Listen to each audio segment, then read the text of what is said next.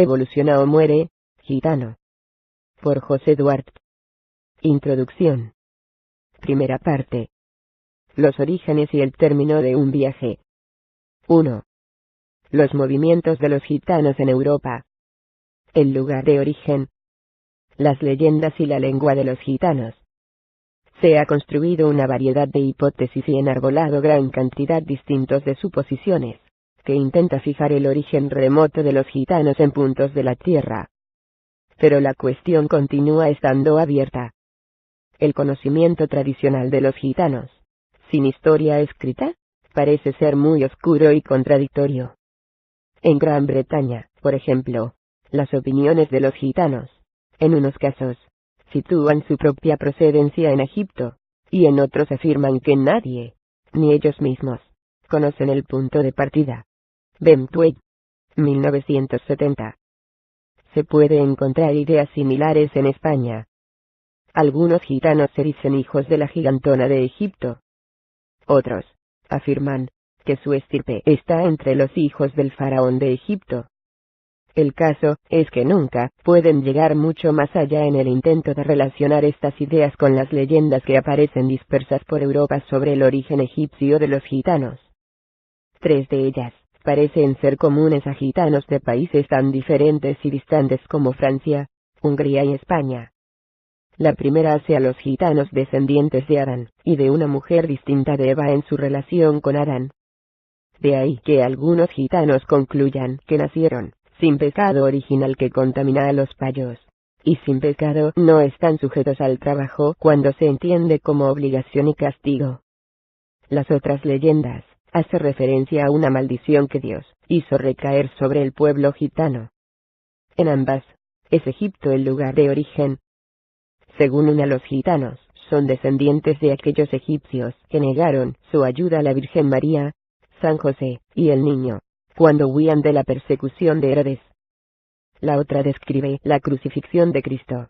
Los soldados romanos buscaban clavos para sujetar su cuerpo a la cruz, pero ni encontraban clavos ni herrero que quisiera hacerlo. Un hombre egipcio accedió a ello, y por maldición de Dios, tanto él como toda su familia vagarían por el mundo durante toda la vida suya y de sus descendientes.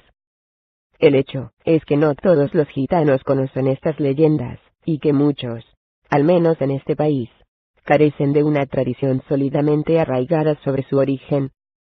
Ante tales preguntas, las respuestas suelen apuntar a Egipto, la India, e incluso Hungría. Lo que sí tiene en común es que cada uno da por válida su versión para la totalidad de los gitanos del mundo. Veremos más tarde en este mismo capítulo que la procedencia egipcia de los gitanos se ha aceptado durante mucho tiempo en la literatura, especialmente la que corresponde de los siglos XV al XVIII. Existe hoy cierto acuerdo entre personas conocedoras del tema en señalar la India como punto de partida de este pueblo. Lingüistas historiadores han llegado a esta conclusión sobre una base casi exclusivamente lingüística. La lengua gitana es el romaní o romano, que se habla en varios dialectos en distintos puntos de Europa. Ya veremos hasta qué punto diferentes grupos de gitanos pueden de hecho comunicarse a través de estos dialectos. Los lingüistas han clasificado el romaní como lengua neo-aria del tipo que se encuentra en el noroeste de la India. Fue Christopher Rudiger, 1782, quien en la segunda mitad del siglo XVIII encontró una correlación entre la lengua romaní y la hablada en el noroeste de la India. Y durante el mismo periodo, un lingüista alemán, Bregmann, 1782, identificó el romaní como la lengua que se hablaba en la margen derecha del río Sindh, que actualmente tiene a Karachi por capital.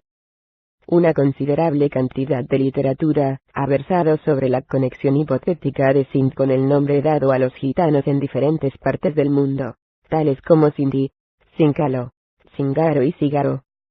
Bartloway, en un libro dedicado a todos los gitanos del mundo, 1970, discute el trabajo de Sir Ralph Turner, August Podimiclosic. Sir Ralph Turner, especialista inglés en sánscrito, al analizar los dialectos del romaní, 1926, coloca a los antepasados de los gitanos en la India central, moviéndose en dirección noroeste, hacia los años 300 a.C.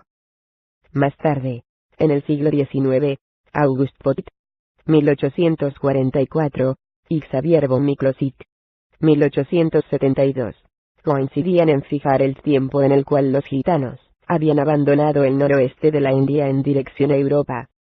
Escribían que los dialectos arios de la India estaban, en cambio, sobre el año 1000 después de Cristo, transformándose en las formas lingüísticas que actualmente se hablan en el área. Pero los dialectos del romaní, aunque incluían algunos de aquellos cambios, no incluían todos ellos. Sobre esta base exclusivamente, concluían que el éxodo de los gitanos habría comenzado probablemente sobre el año 1100 después de Cristo. Partiendo de estas investigaciones y de los datos que constan en los primeros documentos relacionados con la aparición de los gitanos en Europa, muchos autores han especulado sobre la posibilidad de que fuera la gran invasión turca la razón fundamental para la dispersión de los gitanos por Europa. Fue a comienzos de los años 20 de este siglo, cuando el Dr. Sampson, 1926, propuso una hipótesis importante sobre el éxodo de los gitanos. Los gitanos, compartida hoy por la mayoría de los autores preocupados por el tema. A través del análisis de los dialectos del romaní, especialmente los hablados por los gitanos galeses, reconstruyó la ruta que los gitanos habían seguido en su movimiento hasta el extremo occidental de Europa. A partir de Indostán, habrían pasado a Afganistán, y de aquí al Irán. En Irán, según afirma, tomaron dos caminos diferentes. Algunos llegaron a Bizancio a través de Armenia, y otros pasaron al norte de África habiendo cruzado Siria. Esto explicaría por qué se encuentran palabras greco-bizantinas solamente en algunos grupos gitanos y palabras árabes solamente en otros. Los orígenes de los gitanos y su historia remota se han analizado casi exclusivamente sobre una base lingüística. Incluso esta parece ser dudosa, al no haber un acuerdo total entre los especialistas acerca de muchas palabras que parecen ser fundamentales para la argumentación realizada desde la propia perspectiva lingüística. Así, mientras la palabra rom, que aporta su raíz a romaní, lengua gitana, y gente gitana, piensan algunos que deriva de dam, gente de una casta inferior del noroeste de la India, otros concluyen que deriva de damara, una palabra sánscrita que significa tambores. La llegada a Europa.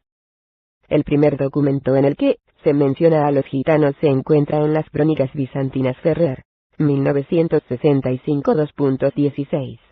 Indica la presencia de gitanos en Anatarlos, en Cilicia en el año 835 después de Cristo.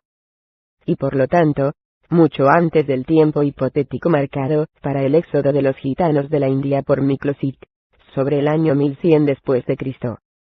Pero precisamente sobre esta última fecha existe la posibilidad de que los gitanos estuvieran en Grecia, tal como escribe un monje del monte Athos. Se refirió a unas gentes conocidas por Atzicani, que eran hechiceros y ladrones. Dowey, 1960, Klebert, 1967. Durante los siglos XII y XIV, se disemina sobre el área que se extiende desde el Peloponeso hasta el río Danubio. Hay referencias sobre ellos en documentos fechados en Creta en 1322 después de Cristo, y más tarde en Corfú, Creta, y los Balcanes. Kleber, 1967. Dowey, 1970. Valaquia, actual sur de Rumania, al igual que Moldavia, hoy noroeste de Rumania y sudoeste de Rusia, se vio invadida por un gran número de gitanos, y solamente 16 años después de su llegada, se había decretado su captura como esclavos. Mantuvieron este estatus durante muchos siglos, de modo que en 1835 todavía encontramos documentos rumanos que establecen el precio de los gitanos a los vendedores y compradores de esclavos. Por tanto, parece que fue ya muy entrada la segunda mitad del siglo XIV cuando los gitanos comenzaron a diseminarse sobre la Europa occidental, escapando muchos de la esclavitud de Valaquia, y tomando dos rutas diferentes, una a través de la costa mediterránea, y la otra sobre la Europa central. Poissonier, 1853. Ferrer, 1965. A comienzos del siglo XIV los encontramos ya en Hamburgo, donde las crónicas nos hablan de un duque y un conde que habían entrado en la ciudad. Münster, 1955. Desde aquellos años, y a lo largo de todo el siglo, los documentos hacen referencia casi invariable a bandas de gitanos de un número que oscila entre 25 y 125 personas, conducidas por los llamados condes o duques. Existe otro elemento común a la mayor parte de la evidencia documental. Muchas de esas bandas llevaban consigo cartas de salvoconducto firmadas por Segismundo de Bohemia. Una de estas cartas está fechada en 1423, y por requerimiento del emperador, se pide a sus súbditos y oficiales que favorezcan y protejan al gitano Ladislao y a su gente, y ordena que, si cualquier problema o perturbación surgiera entre ellos, entonces ninguno de vosotros, sino el conde Ladislao solamente, tendrá el poder de juzgar y sancionar. Dowey, 1970. Con cartas similares a estas, muchas bandas de gitanos atravesaron Alemania, Suiza, Bélgica y Holanda. Aquí aún en el primer cuarto del siglo XIV, un documento encontrado en Deventer nos indica que un duque Andrés de Egipto Menor había entrado en la ciudad acompañado de una centena de seguidores. Juan Castellagasol, 1967. Estos condes y duques de Egipto Menor, provistos de cartas de presentación firmadas por Segismundo, ofrecieron la razón por la que los gitanos fueron llamados desde entonces egipcianos, de donde se deriva el vocablo castellano gitanos. Durante el siglo XV, y más tarde, los europeos pensaron que los gitanos provenían realmente de Egipto. Pero parece ser que Egipto Menor se utilizaba en el sudeste de Europa para denominar una región de Asia Menor. En cuanto al nombre bohemios o bohemians, tan comúnmente utilizado en Francia, parece estar relacionados con los primeros gitanos que penetraron en el país, y que traían consigo las famosas cartas de paso del emperador de Bohemia. No tenemos una idea clara de cuánto se convirtieron los gitanos al cristianismo. Aparecen como tales en Bolonia, en 1422. Un documento de esta fecha indica que otro duque Andrés, o quizá el mismo que se mencionaba en los Países Bajos, estaba de paso en Bolonia camino de Italia, en donde pensaba llegar hasta Roma para visitar al Papa. No existe evidencia sobre aquella posible visita entre el Papa Martín V, por aquellos años, y los gitanos. Sin embargo, sí existe un documento que nos indica la presencia de los gitanos en Roma en el año 1422. Esto es, en el mismo año en que el duque Andrés dijo en Bolonia que se dirigía a Roma a ver al Papa. En 1427, otro documento hace referencia a la presencia de gitanos en París. En él se indica que ellos afirmaban ser cristianos en su tierra de origen, pero que habiendo sido conquistados por gente musulmana, tuvieron que renunciar a su fe. Por esta razón, habían ido a Roma para solicitar el perdón del Papa y su nueva entrada en el seno de la cristiandad. Obtuvieron el perdón, pero en penitencia, se veían obligados a vagar errantes durante 7 años, de los cuales habían pasado ya 5 cuando entraron en París en el año 1427. Sin duda alguna, el siglo XV fue para los gitanos su mejor momento en Europa, excepto para aquellos que se encontraban en Valaquia y Moldavia. Muchas veces eran recibidos como condes y duques, y en todas las circunstancias como hombres libres. En muchos casos, les fue concedido el privilegio de administrar por sí mismos su propia justicia entre su gente. En Europa Central, los campesinos les trataron como peregrinos, y hay documentos en los que se describe cómo ofrecían regalos y donativos a los gitanos, y les prestaban sus campos, para que pudieran acampar.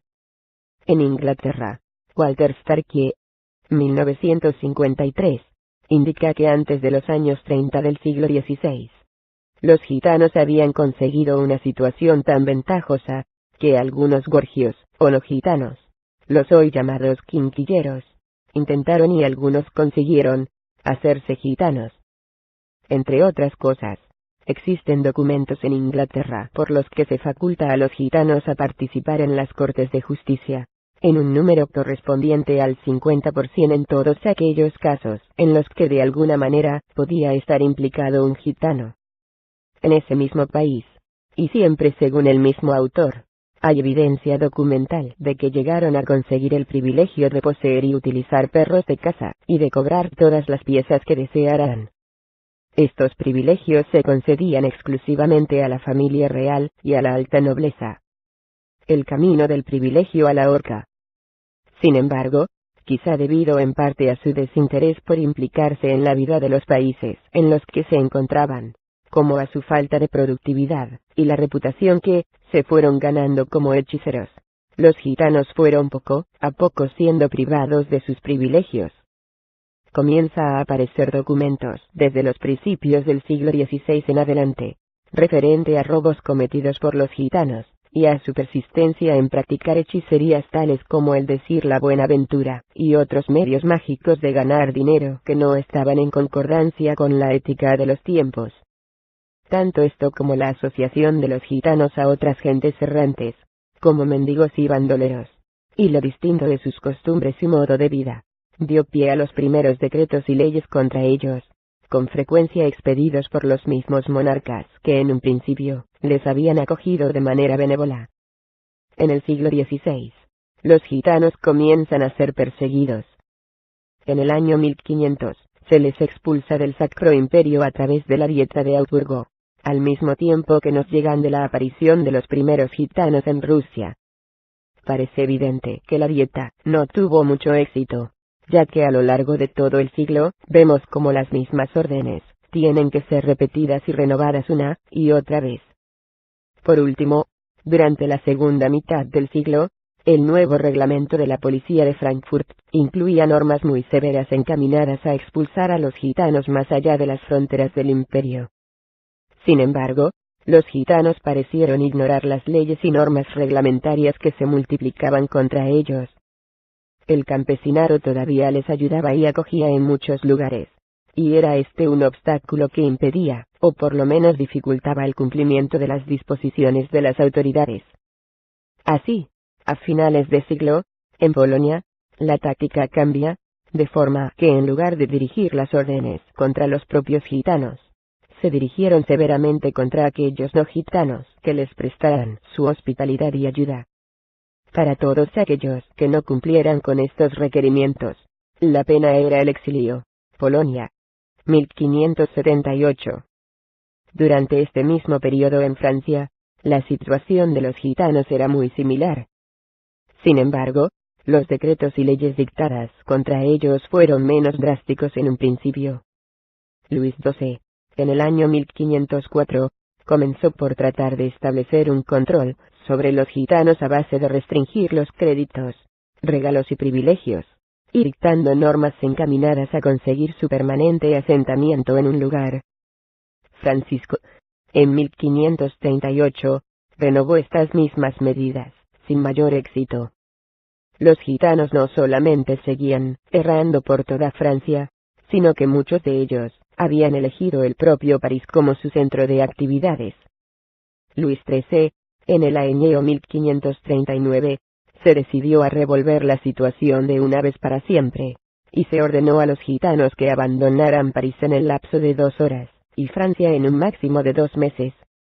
A pesar de todos los intentos, los gitanos seguían en Francia, y Carlos IX decide adoptar las más drásticas medidas contra ellos, las que durante aquellos tiempos, la segunda mitad del siglo XVI, se habían adoptado en distintos países europeos, incluso por el Papa Pío X. El rey de Francia en el 1560 se decreta su exilio forzoso del país. Inglaterra se tomó algo más de tiempo hasta llegar a decidir la expulsión de los gitanos, que habían llegado al país más tarde que a Francia, y que habían sido recibidos con un gran entusiasmo. Tan tarde como supone en este contexto europeo, el año 1505, está fechado un documento en Accounts of the Lord Treasury of Scotland, crónica del Lord Tesorero Mayor de Escocia, que hace referencia al pago de un número considerable de libras a los gitanos y a su lord Antoni Gagino de Egipto Menor por mandato del rey Jaime IV por aquellos tiempos. Dowey, 1970. Pero en Inglaterra, algunos años más tarde, en 1530, se comienza a recortar los privilegios de los que hasta aquel momento venían disfrutando los gitanos. La composición de aquellas cortes de justicia especialmente formadas para los juicios en los que estaban implicados los gitanos, desaparecieron y comenzaron a estar sujetos a las mismas leyes que el resto de los súbditos, mientras que una nueva ley prohibía la admisión de más gitanos de los que ya habían en Inglaterra. Sin embargo, en 1531, Enrique VIII ordena su persecución, y los gitanos que estaban en el país se vieron, en teoría, obligados a salir. La reina María finalmente declaró en 1554 a los egipcios fuera de la ley a causa de las viejas prácticas demoníacas a las que acostumbraban. Isabel I, en 1562, consideró el tipo de vida de los gitanos como un delito criminal. La reina tenía que enfrentarse también con otro problema, el de los gorgios, o no gitanos, que se habían asociado a los gitanos en la vida errante. De esta forma, la reina añadió que no solamente los gitanos, sino aquellos que compartían su conducta, deberán sufrir la pena de muerte. Dowey, 1970. Sin embargo, las leyes que ordenaban la persecución fracasaron, y la misma reina Isabel, como sus sucesores, tuvo que renovar las mismas órdenes ininterrumpidamente. El siglo XVII, y durante el primer tercio del siglo XVIII, no mejoró la situación de los gitanos. Esto no solamente fue cierto para los gitanos que habitaban en Inglaterra, sino para todos los gitanos europeos. Alemania permitió el asentamiento de algunos gitanos, y a finales de siglo los encontramos sirviendo como soldados. De Foletier, 1957. Pero la proporción era muy reducida, y el problema de los gitanos continuaba en pie, conduciendo a medidas severas, como, por ejemplo, la ley local de Aachen, que prescribía la muerte de todos los gitanos que entraran en la localidad, independientemente de otras condiciones, modo de vida, o cualquier otra diferenciación que pudiera haber. M. Bloch, traducción al inglés. 1938. Suiza, Holanda, Milán, Inglaterra y Francia siguieron unas líneas de acción similares. A finales del siglo XVII, Luis XIV ordenaba que los gitanos fueran enviados a galeras. Este documento presenta un aspecto importante que no solamente se encuentra en aquel país, sino también en España y en Inglaterra. Afirma que ha resultado imposible expulsar totalmente a estos ladrones a causa de la protección que han recibido constantemente, y que todavía reciben diariamente de la nobleza, y de quienes están encargados de administrar la justicia, que les dan refugio en sus casas y castillos. Lebert, 1967. Hacia una vida sedentaria. Hubo una reina a principios del siglo XVII que cambió de política. Fue María Teresa de Hungría la primera en tomar una nueva iniciativa, aunque de hecho, su línea política para con los gitanos no se siguió en otros países hasta el siglo XVIII. En 1619, derogó las medidas tomadas por sus antecesores contra los gitanos, y dictó órdenes encaminadas a que fueran tratados de la misma manera que cualquier otra persona del país. Pero los gitanos, por su parte, tendrían que asentarse de una vez, ayudados por todo tipo de facilidades que les permitiera convertirse en agricultores y cultivar su propia tierra. Las órdenes de María Teresa tuvieron influjo sobre medidas similares adoptadas durante el siglo XVIII en España y Francia. Starkie, 1953. Pero de hecho, los historiadores insisten en que su buena voluntad en relación a los gitanos no tuvo como fruto, ni mucho menos, el que ella esperaba. Muy pocos gitanos se asentaron a raíz de aquellas medidas y su tipo de vida errante, vestimenta peculiar, lengua y costumbres propias, todavía se mantuvieron durante muchos años. Aún más, reafirmados y tranquilizados por las nuevas medidas más humanitarias, se produjo una revitalización de la vida errante en los países del este europeo. Durante la primera parte del siglo 199, The Wade, 1970. En Hungría, los gitanos no iniciaron su asentamiento masivo hasta comienzos de la Segunda Guerra Mundial, habiéndoles dejado el gobierno elegir entre abandonar el país o vivir asentados permanentemente. The Wade, 1970. Después de la liberación de los esclavos en Rumania a mediados del siglo XIX, los gitanos se asentaron en su mayoría, viviendo junto en aldeas casi exclusivamente habitadas por ellos. Pero algunos otros prefirieron continuar su modo de vida tradicional.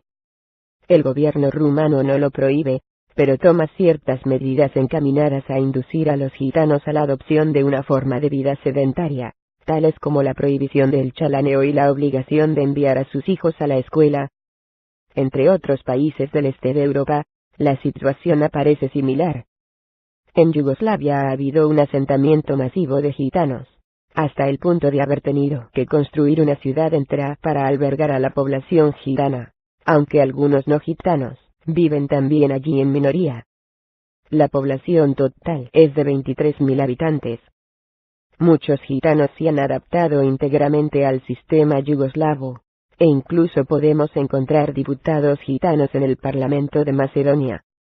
Bulgaria, a diferencia de Rumania, además de obligar a los niños gitanos a permanecer en las escuelas hasta los 15 años, obligan también a los gitanos en general a tener un trabajo regular. The Wade, 1970. Alemania, Austria, Holanda y Bélgica se dice que solo tiene en la actualidad una décima parte de la población gitana estimada antes de la Segunda Guerra Mundial. Las últimas persecuciones legisladas sufridas por los gitanos fueron las que llevaron a cabo los nazis.